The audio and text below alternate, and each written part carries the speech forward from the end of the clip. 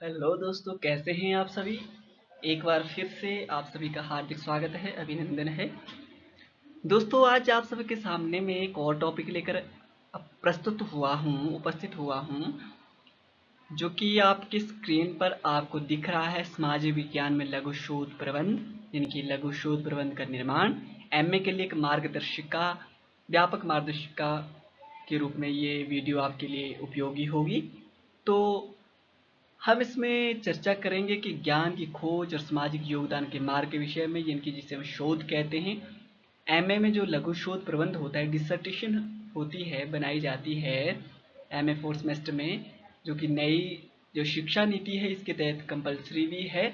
और जब आप 4 साल की एमए करेंगे, सॉरी 4 साल की जब आप ग्रेजुएशन करेंगे, 4 ईयर ग्रेजुएशन जब होगी, लागू होगी, तो उसमें भी चौथे वर्ष आपको लघु शोध प्रबंध का निर्माण करना अत्यंत आवश्यक है। तो आज हम बात करेंगे कि एमए स्तर पर लघु शोध प्रबंध यानी डिसर्टेशन या मिनी थीसिस के निर्माण की प्रक्रिया के बारे में। किसी भी विद्यार्थी के लिए शोध प्रबंध सिर्फ एक औपचारिक अकादमिक कार्य नहीं होता, बल्कि यह उसकी शोध क्षमता, विश्लेषणात्मक सोच और स्वतंत्र लेखन कौशल का प्रमाण होता है।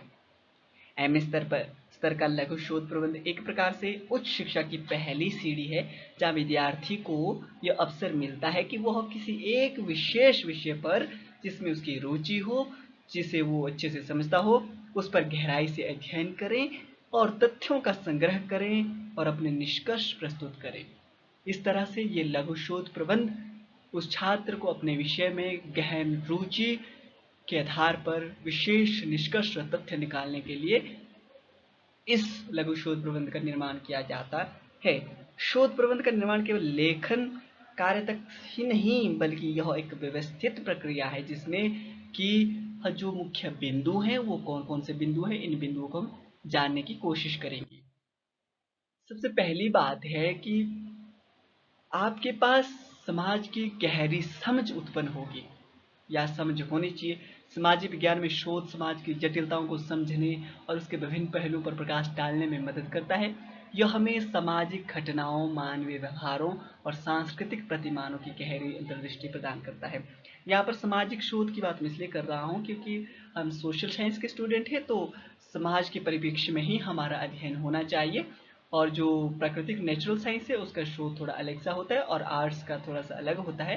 लेकिन जो सामाजिक विज्ञान का है वो थोड़ा सा अलग होता है कि हम समाज को किस तरह से देखते हैं। और स्वतंत्र सोच का प्रमाण होता है लघु शोध प्रबंध आपकी स्वतंत्र रूप से सोचने, आलोचनात्मक विश्लेषण करने और अकादमिक मानकों के अनुसार निष्कर्ष निकालने की क्षमता का प्रत्यक्ष प्रमाण है।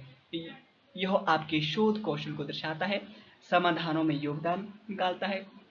समाज में बहुत सारी बुराइयां होती है, उन बुराइयों का समाधान निकालने के लिए बहुत सारी समस्याएं उत्पन्न होती है। उन समस्याओं का निदान करने के लिए भी हमारा शोध कार्य अत्यंत आवश्यक है, महत्वपूर्ण होता है। तो शोध प्रबंध के महत्व और उद्देश्य को बहुत सारे महत्व हैं, इस विषय पर हम ज़्यादा चर्चा मुख्यतः भी नहीं करेंगे। शोध प्रबंध केवल एक अकादमिक आवश्यकता नहीं है, बल्कि यह आपके बौद्धिक विकास और समाज के प्रति आपके योगदान का एक अत्यंत महत्वपूर्ण माध्यम है। इसलिए बाहर के राज्य जो है, जो फॉरेन कंट्रीज है, वो शोध कार्य में अधिक से अधिक धन खर्च करती है और शोध कार्य के माध्यम से ही वो आज विकसित देशों की श्रेणी में शुमार हैं। डियर फ्रेंड, सबसे पहला जो चरण आता है शोध प्रबंध में, जैसे कि हमने बताया था कि शोध प्रबंध का निर्माण केवल लेखन कार्य नहीं है, बल्कि यह एक व्यवस्थित प्रक्रिया है, जिसमें कि जो बिंदु शामिल है, उस बिंदु का जो पहला विषय है वो है विषय चयन करना। पहला और सबसे महत्वपूर्ण कदम है। इसमें हम अनुसंधान समस्या का चयन करते हैं। अपने लघु शोध प्रबंध के लिए सही विषय का चयन करना सफलता की नींव है।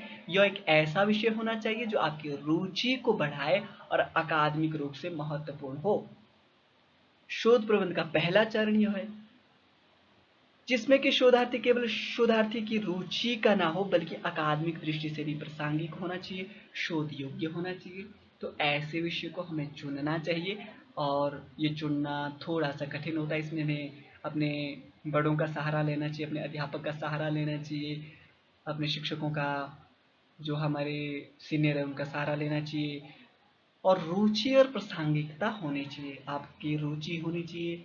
आपकी जब तक रुचि नहीं होगी, किसी कार्य को करने में रुचि नहीं होगी, तो आप उस कार्य को अच्छे से नहीं कर सकते, क्योंकि आपको यह कार्य बहुत लंबे समय तक करना है। तो इसलिए इसमें रुचि आपकी होनी अत्यंत आवश्यक है। सेकंड, आपका सीमित और स्पष्ट जो विषय रखें, इसे सीमित रखें, कंसाइज रखें, बहुत ब्रॉडर ना रखें, छोटा करके रखें। जैसे कि आप यदि किसी पार्टी समस्या को चुनते हैं तो पर्टिकुलर किसी एक पार्टी की समस्या को चुनें, या पार्टी के अंदर केंद्रीय जो आंतरिक लोकतंत्र के बारे में चर्चा कर रहे हैं तो पार्टियों में सब सिर्फ केवल एक पार्टी को हम चुनने की कोशिश करेंगे। और स्पष्ट होना चाहिए। जैसे कि आपकी स्क्रीन में उदाहरण दिया गया है कि शहरी युवाओं में बेरोजगारी के सामाजिक प्रभाव, दिल्ली का एक अध्ययन। इसमें सिर्फ दिल्ली के बारे में बात करने की कोशिश की गई। दिल्ली का भी एक छोटा सा क्षेत्र हो सकता है, इसलिए ये सीमित है और स्पष्ट है। पूर्व शोध की जांच होनी चाहिए, यह सुनिश्चित करने के लिए कि आपके विषय पर व्यापक पर्याप्त साहित्य उपलब्ध है, लेकिन बहुत अधिक विसंतृप्त नहीं है। पूर्ण शोध की गहन जांच करें और अपने शोध के अंतराल, गैप की पहचान करने की मदद करें। इसके लिए आपको बहुत सारी चीज़ों को पढ़ना पड़ेगा, समस्या की पहचान करनी होगी। तो इस तरह से हम पहले पड़ाव को पार करते हैं, और उसके बाद जो सेकंड पड़ाव आता है वो आता है साहित्य समीक्षा का। यह वह हिस्सा है जहां विद्यार्थी यह दर्शाता है कि चयनित विषय पर पहले से क्या काम हो चुका है, किन विद्वानों ने क्या निष्कर्ष निकाले हैं, और वर्तमान शोध में नया योगदान क्या होगा। इसमें हमें संबंधित सामग्री का अध्ययन करना पड़ता है। जो विषय हमने चुना हुआ है उस विषय से संबंधित हमें सामग्री देखनी पड़ती है, विद्वानों के विचार देखने पड़ते हैं, जिसमें कि अकादमिक पुस्तकें हो गई, शोध पत्रिकाएं, शोध पत्र, रिपोर्ट, थीसिस का व्यापक अध्ययन करना पड़ता है। विभिन्न दृष्टिकोणों और सिद्धांतों को समझने की हमें कोशिश करनी पड़ती है।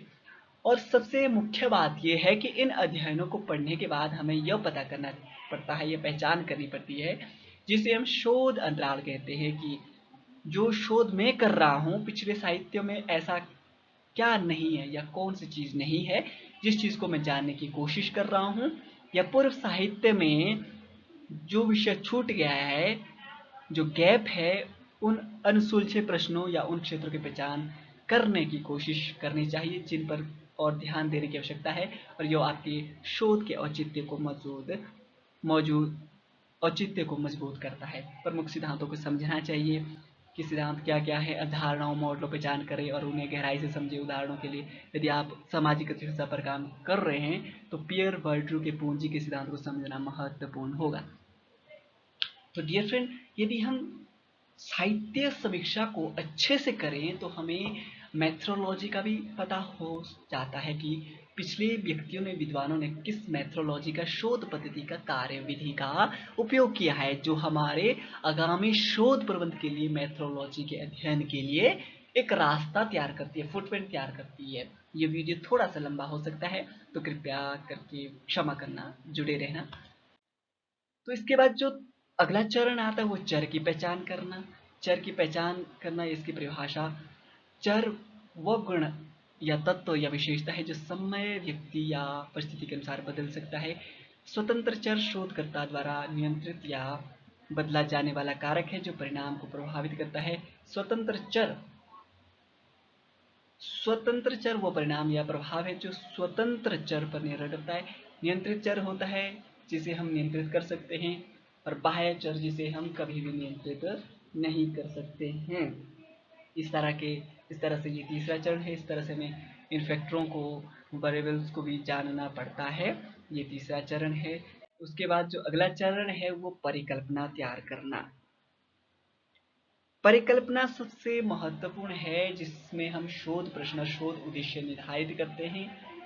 हमारे पास एक स्पष्ट शोध प्रश्न होना चाहिए, बहुत सारे 2-3-4 क्रम में प्रश्न होने चाहिए, और अच्छी तरह से परिभाषित उद्देश्य आपके शोध को दिशा देते हैं और उसे संकेंद्रित करते हैं।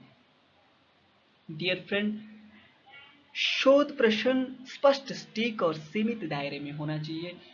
स्पष्ट और मापनीय शोध प्रश्न होने चाहिए। आपका मुख्य शोध प्रश्न विशिष्ट, मापनीय, प्रासंगिक और समयबद्ध होना चाहिए। यह आपके पूरे शोध का केंद्र बिंदु होगा।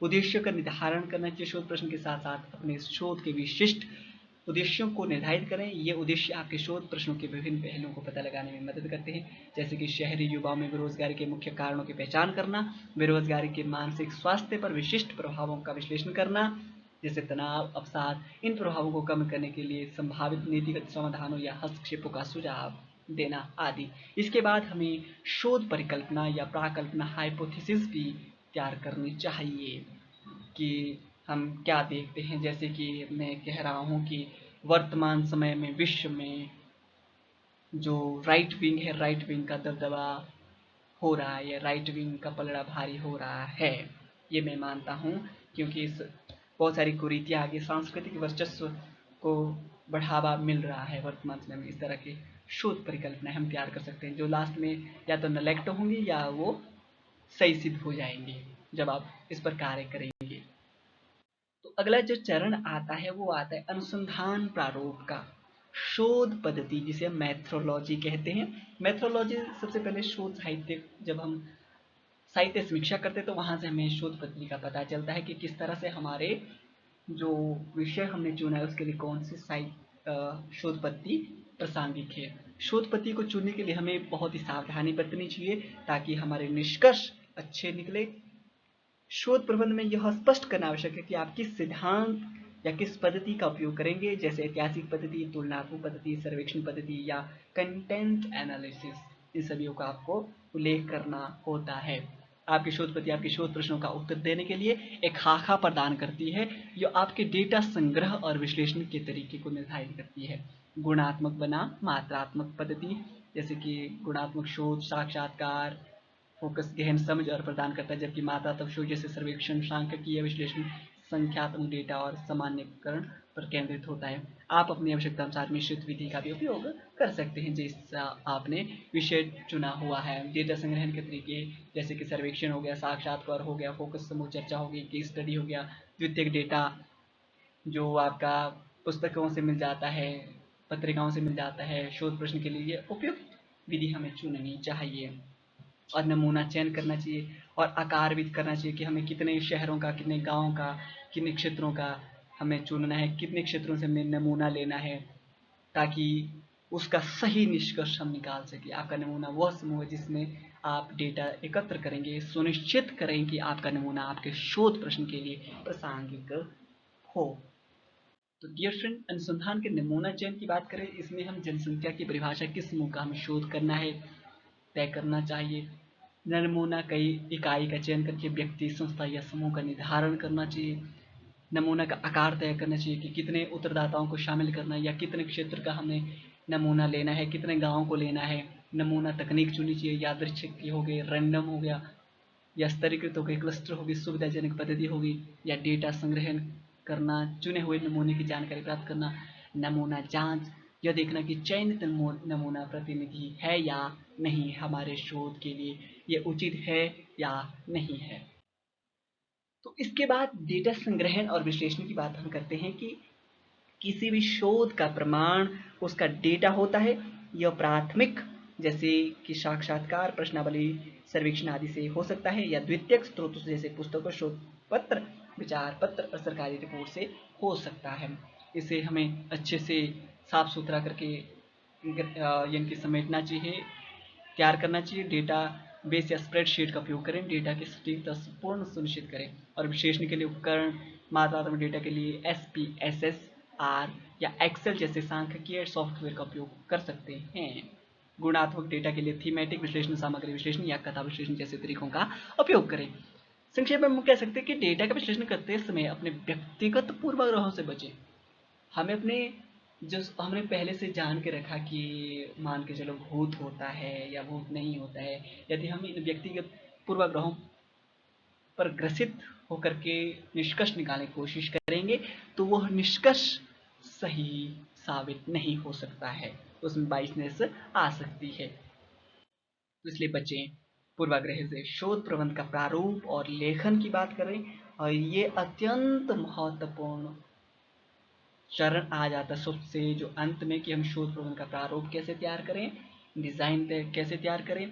एक अच्छी तरह से संरचित और स्पष्ट रूप से लिखा गया शोध प्रबंध आपके काम को प्रभावी ढंग से प्रस्तुत करता है, जिसमें कि आपकी संरचना, शैली का पालन, भाषा का स्वर और उदाहरण और संदर्भ किस तरह से आपने दिए हुए हैं, ये सभी चीजें आपके शोध प्रबंध को सटीक और उच्च और प्रासंगिक बनाने में मदद करती है। संरचना जैसे कि शीर्षक, पृष्ठ, इस विषय पर हम आगे चर्चा करेंगे। भाषा तटस्थ, संक्षिप्त, स्पष्ट और अकादमिक भाषा का उपयोग करें। आलतू फालतू या गिलोची या बिचौली या बीच की भाषा का उपयोग ना करें। विचारों को सरल और तर्कसंगत तरीके से प्रस्तुत करें। इसमें हमें विवेक के साथ कार्य करना होता है और शैली को पूरे शोध प्रबंध में सुसंगत रखना चाहिए। हमें शैली के पालन, जैसे कि आपके विश्वविद्यालय, हमारे विश्वविद्यालय विभाग द्वारा निर्दिष्टित शैली जैसे APA और MLA शिकागो का सख्ती से पालन करना चाहिए। यह उदाहरण, संदर्भ और प्रारूपण के लिए महत्वपूर्ण है। जिस भी पुस्तक हम पढ़ रहे हैं, जिस भी टॉपिक को या जिस भी लाइन को हम अपनी शोध प्रबंध में जोड़ रहे हैं, तो उसका संदर्भ ईमानदारी से दें और सही ढंग से उदाहरण दें। साहित्यिक चोरी से इससे बचा जा सकता है और प्रत्येक उदाहरण स्रोत को संदर्भ सूची में सूचीबद्ध किया जाना चाहिए। यह आपके शोध प्रबंध को अत्यंत वैज्ञानिक और सटीक और प्रासंगिक बनाने में अहम भूमिका निभाता है। तो प्रस्तुति और मूल्यांकन के लिए तैयारी करनी चाहिए हमें। आपके शोध प्रबंध का बचाव एक महत्वपूर्ण कदम है। एक अच्छी तैयारी प्रश्नावली और सफलता की कुंजी है। संक्षिप्त प्रस्तुतिकरण शोध के मुख्य बिंदुओं, पद्धति और प्रमुख परिणामों और निष्कर्षों को शामिल करते हुए एक संक्षिप्त और आकर्षक प्रस्तुति तैयार करनी चाहिए। जब आपका वाइवा होता है, उस विषय उसमें की बात कर रहा हूँ जिसमें वाइवा होता है, और वाइवा से पहले जब हम इस विषय को लिख रहे हैं तो इसमें भी संक्षिप्त प्रस्तुतिकरण की आप कोशिश करें स्लाइड और पैराग्राफ के माध्यम से।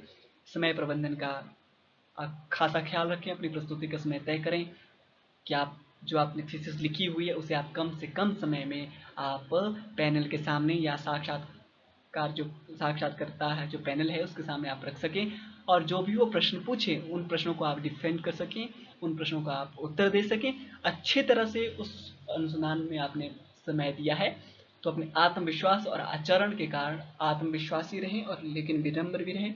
यदि आप किसी प्रश्न का उत्तर नहीं जानते हैं तो उसे स्वीकार करें और अपनी कड़ी मेहनत और शोध पर गर्व करें। जो आपने सीखा है उन सभी बिंदुओं को साक्षात्कारताओं के सामने रखें।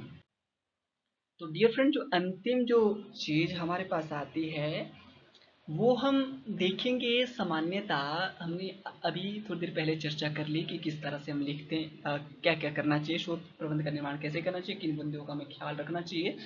अब हम देखेंगे कि जो लघु शोध प्रबंध है या थीसिस लेखन है, एक तरह का ही प्रारूप होता है।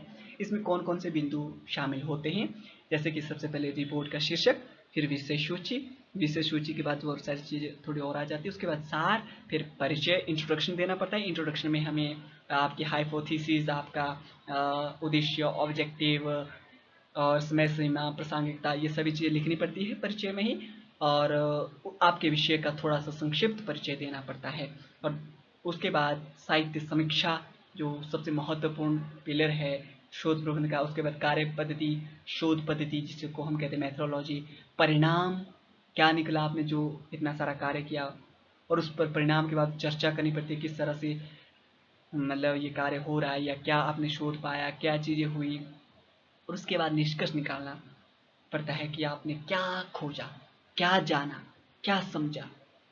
और अंत में सेकंड लास्ट पॉइंट में आपको ग्रंथ सूची देनी चाहिए। आपने कौन कौन सी पुस्तकें, कौन कौन से ग्रंथ, कौन कौन सी पत्रिकाएं जो पढ़ी, उन सभी चीज़ों को आपने ग्रंथ सूची में समेटना होता है, डालना होता है या बताना होता है। परिशिष्ट में वो चीज़ें आपने डालनी होती है जो आपने अपनी थीसिस में नहीं डाली, हालांकि वो आवश्यक थी, आपको लगा कि ये ज़रूरी है, लेकिन उसके लिए समय नहीं बचा या स्थान नहीं बचा, तो आप परिशिष्ट में उस विषय को भी आप डाल सकते हैं। अब आपने ये प्रारूप तो देख लिया, अब आप इसमें मस्तिष्क में एक प्रश्न उठ रहा होगा, ये तो ठीक है कि सार है, परिचय, साहित्य समीक्षा, कार्यविधि, परिणाम है, चर्चा, निष्कर्ष है, सिफारिशें हैं, ग्रंथ सूची है, ये तो आपने बता दिया। लेकिन असल में हमने जब थीसिस हम देखते हैं तो इस तरह की वो तो नहीं होती है, तो हम क्या करें। ये प्रश्न मेरे मस्तिष्क में भी उठा था जिस समय मैं लघु शोध प्रबंध का निर्माण कर रहा था एमए में। तो हालांकि इस विषय पर मेरे आचार्य प्रोफेसर आर के सिंह जी ने मुझे बहुत अच्छी तरह से बताया था, और मैं उसे करने में सफल रहा। आपके मस्तिष्क में भी शायद ये प्रश्न उठ रहा होगा कि ये चीज़ें तो बता दी गई है, पुस्तक में हमने इस तरह से पढ़ा है, लेकिन जब हम प्रैक्टिकल करने जाते हैं तो थोड़ा सा अलग हो जाता है, जिसमें कि चैप्टर का निर्माण करना पड़ता है। तो कैसे किया जाए, तो इसके लिए मैं एक डेमो लेके आपके सामने प्रस्तुत कर रहा हूँ। टॉपिक है सोशल मीडिया की बढ़ती भूमिका और युवाओं पर इसका प्रभाव। ये स्पष्ट दिख रहा है कि सोशल मीडिया की बढ़ती भूमिका और युवाओं पर इसका प्रभाव। तो इस तरह से आप स्पष्ट एक टॉपिक चुने और सबसे पहले इंट्रोडक्शन दें। इंट्रोडक्शन में आपकी विषय की पृष्ठभूमि होनी चाहिए, उसका महत्व होना चाहिए, अध्याय की आवश्यकता होनी चाहिए, हाइपोथेसिस होनी चाहिए और शोध प्रश्न के उद्देश्य होने चाहिए, प्रासंगिकता होनी और सीमाओं का वर्णन होना चाहिए। और दूसरा अध्याय सैद्धांतिक ढांचा, जिसमें कि साहित्यिक समीक्षा होनी चाहिए, लिटरेचर रिव्यू, सोशल मीडिया, युवाओं और प्रवृत्ति शोधों का सिद्धांतों का हमें विश्लेषण करना पड़ता है। इसे मैंने 6 अध्याय में बांटने की कोशिश की है साधारणतः। उसके बाद तीसरा अध्याय शोध कार्यविधि, रिसर्च मेथोडोलॉजी, जो कि एमए के शोध प्रबंध के लिए अत्यंत महत्वपूर्ण होते हैं। 3 अध्याय, ये 3 अध्याय एमए के शोध प्रबंध में होने ही चाहिए। तीसरा अध्याय शोध पद्धति कार्यविधि, जिसमें कि अनुसंधान पद्धति, नमूना चयन, उपकरण, डेटा संग्रह, आपने किस किस विधि का उपयोग किया है, क्या किस तरह से किया है, ये सब चीज़ें आपको बतानी पड़ती है। और ये इसलिए भी एमए में ज़रूरी है क्योंकि आप अभी सीख रहे होते हैं।